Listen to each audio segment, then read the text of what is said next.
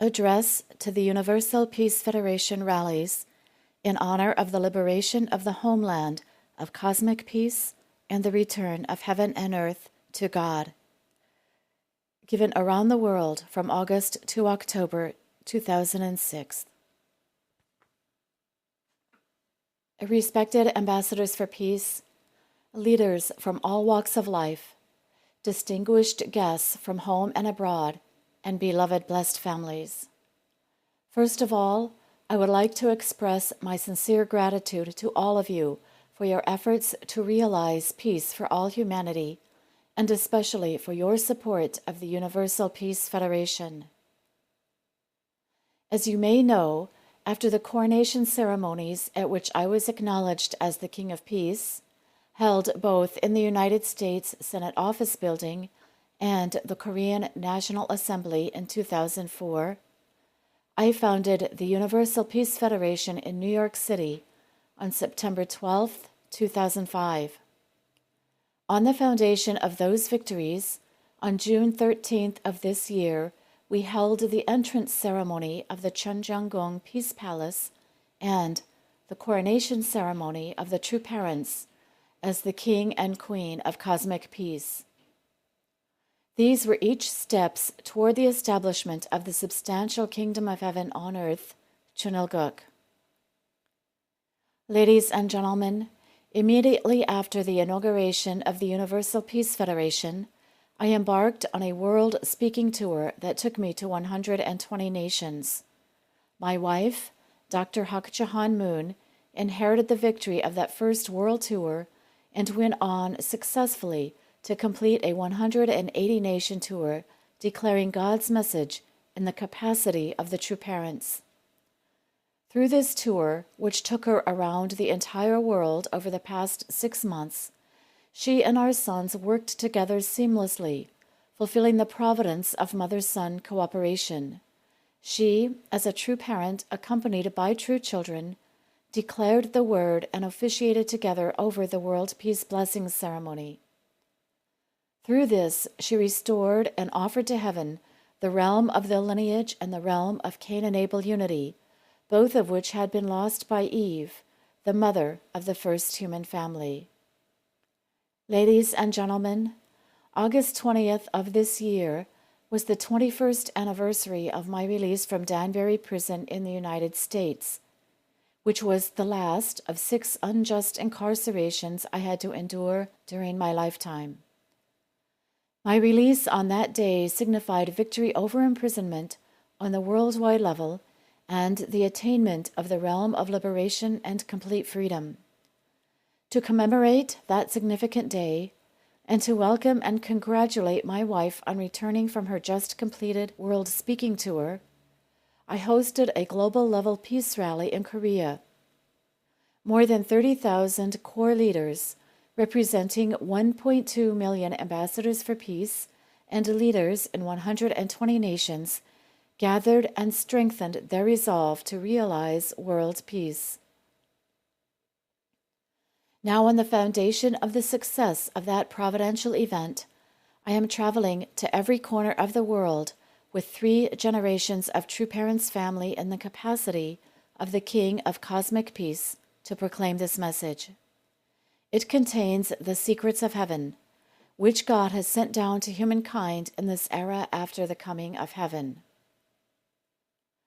Distinguished leaders, can you sense the intense heart with which I am taking up this world tour?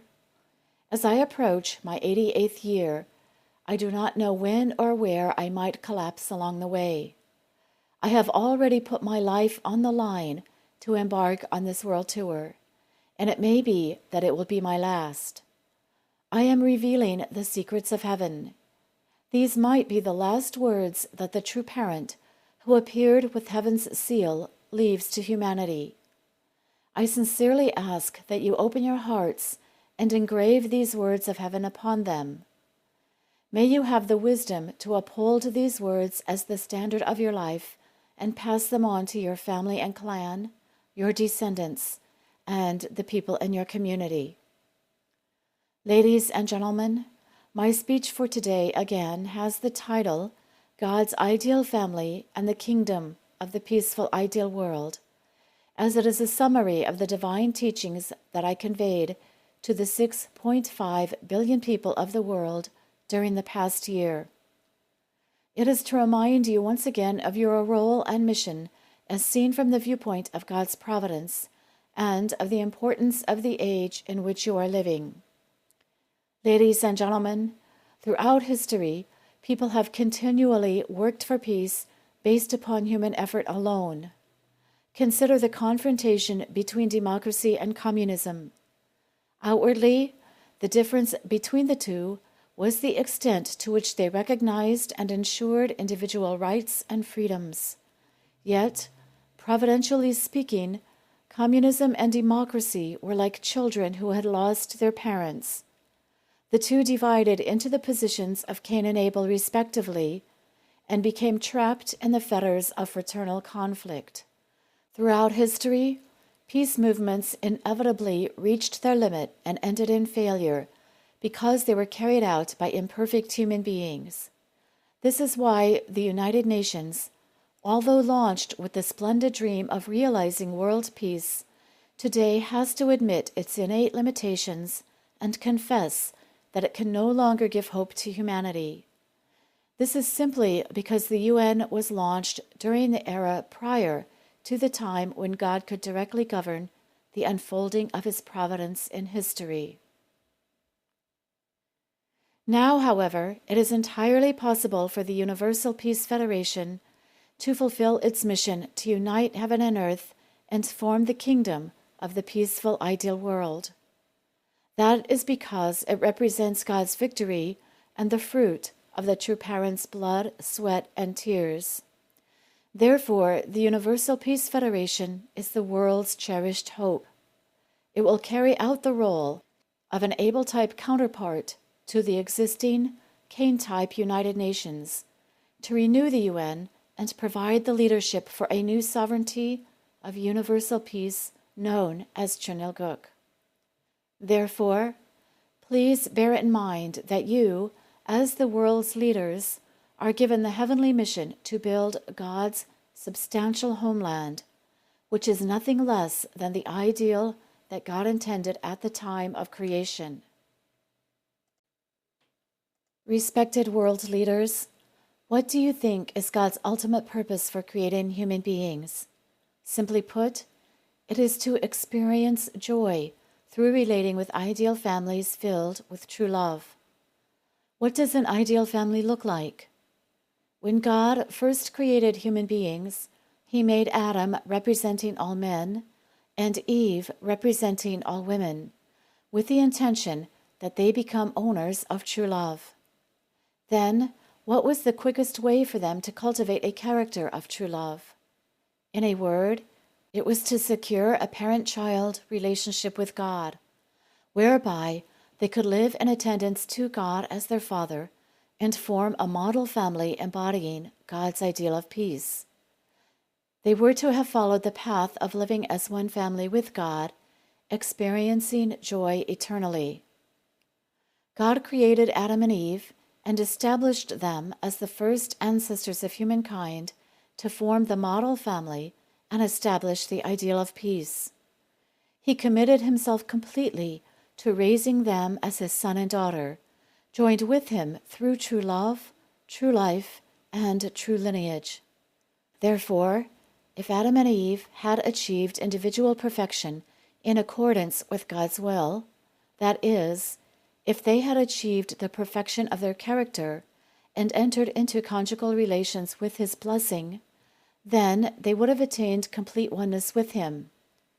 God would have dwelt within their union.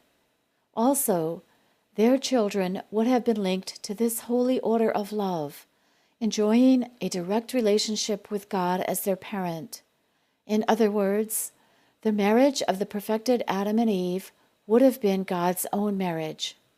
While God is forever God, also Adam and Eve would have become the embodiment of God. Adam and Eve would have become God's body, and God would have settled inside their minds and hearts to become humanity's true parent in both the spiritual and physical worlds. Do you know what has pained God's heart most, causing him the greatest grief over the long history since the fall of Adam and Eve? God lost his lineage, and with it, God lost the basis of human brotherhood and even his ownership over the creation. God's lineage is more precious than life itself. Without it, the fruits of true life and true love never matured. They became instead the fruits of Satan, lacking any relationship with heaven. From them descended the 6.5 billion people now covering the earth. Ladies and gentlemen, lineage is more important than life and more precious than love. Life and love come together to create lineage. Lineage cannot be established if either life or love is missing. Therefore, among the three, love, life, and lineage, lineage is the fruit. God's lineage contains the seed of true love. God's lineage provides the context and environment for a true life. Hence, for us to become the ideal people envisioned by God, that is, people of ideal character, and to create ideal families, we first need to be linked to his lineage. To take it a step further, only when we are linked to God's lineage is it possible to create God's homeland, the ideal nation. Only when we are linked to God's lineage is it possible to establish the kingdom of the peaceful, ideal world. Please inscribe the importance of lineage in your hearts. I cannot emphasize this enough. This is because the parent-child relationship is the highest and most important of all relationships, and the lineal relationship between parent and child is the only way through which God's lineage can be bequeathed and made to last forever. You must be clear on this point. Instead, false love, false life, and false lineage have infested the earth. God's love, life, and lineage fell into the hands of the adulterer Satan, the enemy of love. Heaven and earth were suffocated and transformed into hell. The world became a wretched place, far from God's presence. Yet humanity to this day lives in ignorance of this. People are deluded into believing that the lineage of the enemy is the lifeline upon which the world depends. This is the wretched truth about humanity descended from the fall. That is why we refer to this world as hell on earth. God views humanity's tragic situation with a heart full of pain. Furthermore, when, due to the fall, Satan gained control of the lineage, he also usurped the right of the elder son and the right of ownership. God is like a father who worked and sweated his entire life to accumulate assets for his children, only to have a thief steal everything in one night. Who can comprehend the sorrowful, painful heart of God? God lost his lineage, lost his children, and was forced to hand over the ownership of the nations and world to Satan. There is only one way to recover the realm of lineage: the right of the elder son and the right of ownership. This is the path to win the natural subjugation of Satan, to have Satan surrender voluntarily. What is the secret to accomplish this? It is only by the power of true love, when we love our enemies more than we love our own children. Then what is true love? Its essence is to give, to live for the sake of others and for the sake of the whole. True love gives, forgets that it has given, and continues to give without ceasing. True love gives joyfully. We find it in the joyful and loving heart of a mother who cradles her baby in her arms and nurses it at her breast. True love is sacrificial love, as with a filial son who gains his greatest satisfaction in helping his parents. When we are bound together in true love, we can be together forever, continually rejoicing in each other's company. The attraction of true love brings all things in the universe to our feet. Even God will come to dwell with us. Nothing can compare to the value of true love. It has the power to dissipate the barriers fallen human beings created, including national boundaries and the barriers of race and even religion. The main attributes of God's true love are that it is absolute, unique, unchanging, and eternal. So whoever practices true love will live with God, share His happiness, and enjoy the right to participate as an equal in His work. Therefore, a life lived for the sake of others, a life of true love, is the absolute prerequisite for entering the kingdom of heaven. Ladies and gentlemen, what kind of place is heaven? In brief, heaven is a world overflowing with God's true love. True love is its axis. True love is everywhere, in the outward expression as well as in the inward thought. Everyone's life is filled with true love from beginning to end. The people of heaven are born through true love, live in the embrace of true love, and follow the track of true love all the way to the day they pass into the next world, the spirit world. Heaven is a natural world where all people live for the sake of one another. Consequently, antagonism and jealousy cannot be found anywhere in that world. It is not a world governed by money, position, or power. In heaven, the success of every person represents the success of the whole. The likes of every person represent the likes of the whole, and the joy of every person represents the joy of the whole. Heaven is a world filled with the air of true love, where all breathe true love. Its life throbs with love, everywhere and all the time. The citizens of heaven are all linked together through their common membership in God's lineage. There, the whole world and all its people are linked together in an inseparable relationship, like the cells in our bodies. True love, the love that is God's essence, is heaven's only governing power. Accordingly, God also exists for true love. Ladies and gentlemen, you should now devote yourselves to practicing a life of true love. Can you love God more than Adam or Eve did? Can you love God more than Jesus did? By thoroughly actualizing true love, you should perfectly unite your mind and body. You should establish relationships of true love with everyone around you. To put it another way, you should perfect a true family, consisting of 3 generations of grandparents, parents, and children living together in true love. Do this on earth, and you will be eligible to enter heaven. When seeking after the lost ideal of the original family, there should be someone in the position of perfected Adam, someone in the position of Jesus, and someone in the position of the Lord at His second coming. From that starting point, we can establish the family in which God will dwell. In that family, 3 generations, grandparents, parents, and children, would live in harmony. Parents and children would serve and attend the grandparents because they represent the family's ancestors, its historical root. Ladies and gentlemen, the family sets the pattern for living together in harmony. It is the model for living together as one.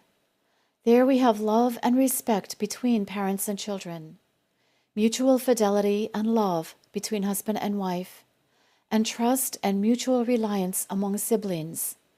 This means that you need to establish a true family wherein the stem of true love emerges from the root of true love and bears the fruit of true love.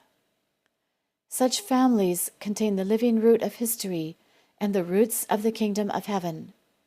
In such families, the kingdom of heaven on earth takes root. They are the soil in which God's kingship is planted and sends out roots. The roots of the past, present, and future are represented by the grandparents, parents, and children. The root of the past represents the spirit world. The root of the present is the palace representing the world today, and the root of the future establishes sons and daughters as princes and princesses. By establishing such families, we are erecting the palace of peace, representing the harmony of the two worlds, the spirit world and the physical world. In this manner, the 3 generations of grandparents, parents, and children should live together as one family and serve the eternal God. God desires to see such families, and it is your responsibility as tribal messiahs and ambassadors for peace to seek after and establish them, families of Chunilguk, the kingdom of God. Ladies and gentlemen, you should form families that God will miss and yearn to return to after he has been away. He should feel comfortable to visit your home like any parent coming to visit his or her children. This is what it means to live in service to God. Within such a family, God is the vertical subject of your conscience, and your conscience is the vertical subject of your body.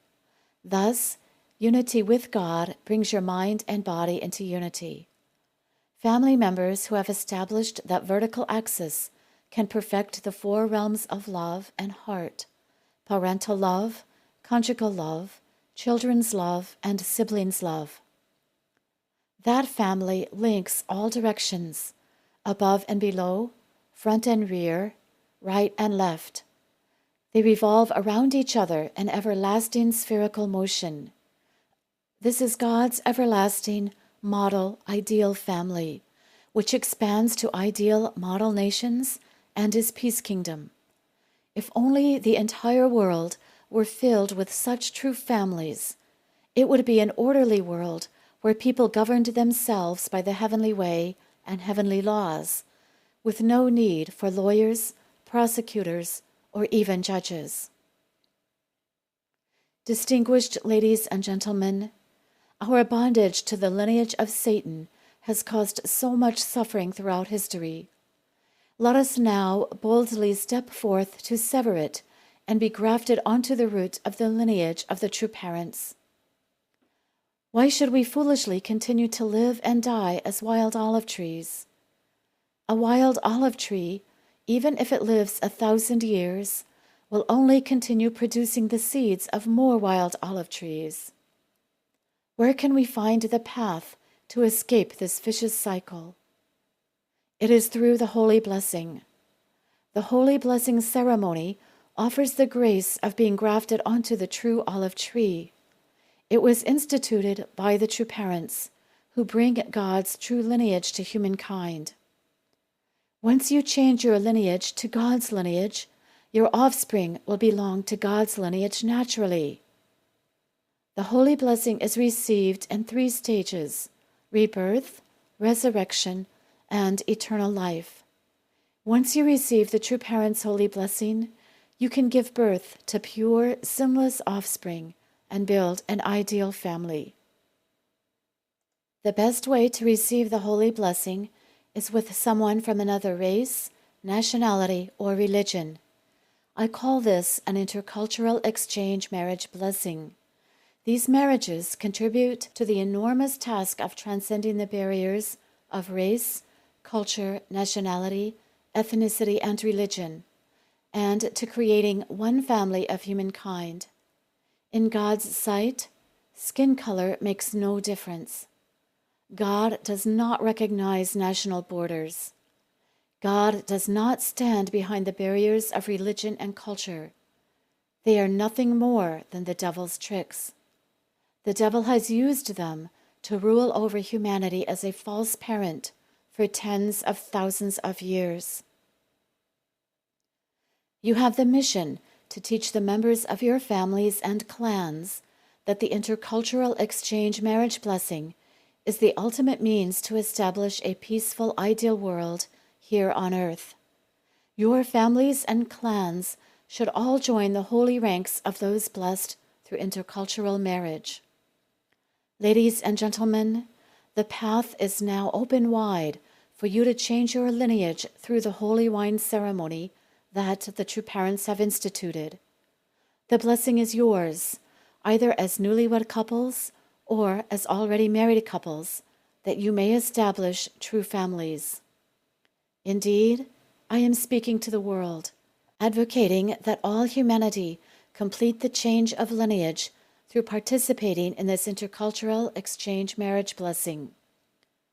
These marriages also restore the original family order by enabling those who are able, relatively closer to heaven's side, to take up the leading role and the position of the elder brother. The intercultural exchange marriage blessing is by far the best way to restore humanity to become the children of God. It is the greatest of moral acts, because establishing people in God's lineage raises them to a whole new level. It is the rite that severs all bonds of enmity. It is the most sacred rite, converting our lineage to God's lineage and recreating us through the true parents, the King and Queen of Peace, and the substantial manifestations of God, who enable him to carry out his providence in the present world. I have dedicated my entire life to teaching the path of living for the sake of others. This is the practice of true love. As a basic principle, it applies not only to individuals, but to all levels, from the family to the society and to the nation. In this light, I would like to reiterate the proposal I have made for a truly providential and revolutionary project, for the sake of peace and human welfare, and also for building God's homeland and original hometown.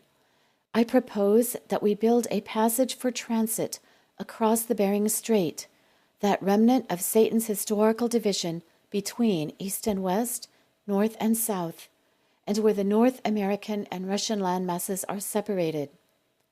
This passage, which I call the World Peace King Bridge and Tunnel, will link an international highway system that will allow people to travel on land from Africa's Cape of Good Hope to Santiago, Chile, and from London to New York, across the Bering Strait, connecting the world as a single community.